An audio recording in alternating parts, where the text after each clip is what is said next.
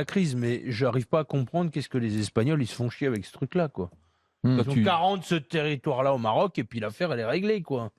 Enfin, je vois pas comment tu peux garder ce type de territoire, quoi.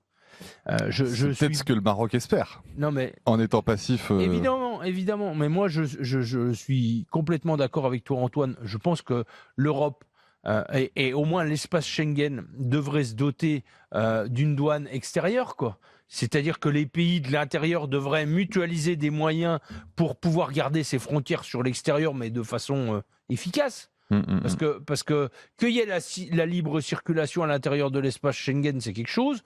Que l'Europe soit complètement poreuse, c'en est une autre, quoi. Et pour moi, l'enjeu, c'est l'extérieur de l'espace Schengen. Et je pense pas qu'il y ait bien d'écart quand tu traverses la frontière bulgare-turque par rapport à la frontière France-Italie ou France-Espagne, quoi.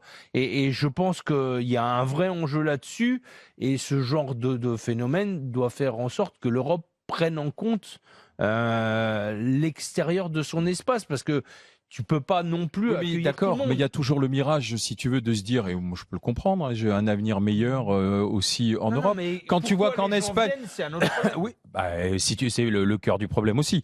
Quand tu vois qu'en Espagne ils ont fait combien des régularisations, 600 000 régularisations exceptionnelles, et il y a eu 1 million de dossiers déposés. Bien sûr. En Italie, ils ont fait 450 000 permis de séjour. Donc si tu veux, ça aussi, ça pèse. Et puis tous ceux qui passent, maintenant aujourd'hui, le permis de séjour, c'est un peu différent de la régularisation. Ah oui, tu as quand même vocation à repartir chez toi après avoir travaillé.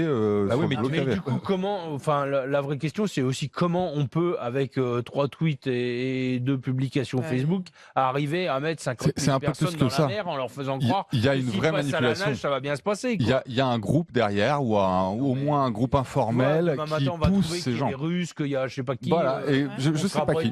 Je sais pas qui. Joël Dagosseri. Non, première chose, et je reprends ce que Didier a dit, je ne sais pas ce que l'Espagne fout au Maroc.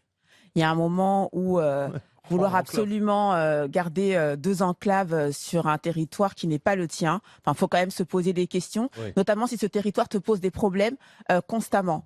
Donc là, il faut quand même, je ne sais pas si en Espagne si c'est un débat, mais se poser des questions si ce territoire, en fait, quel est l'avantage de le garder, s'il nous pose autant de problèmes, notamment sur le plan migratoire, qu'est-ce qu'on fait sur un pays étranger?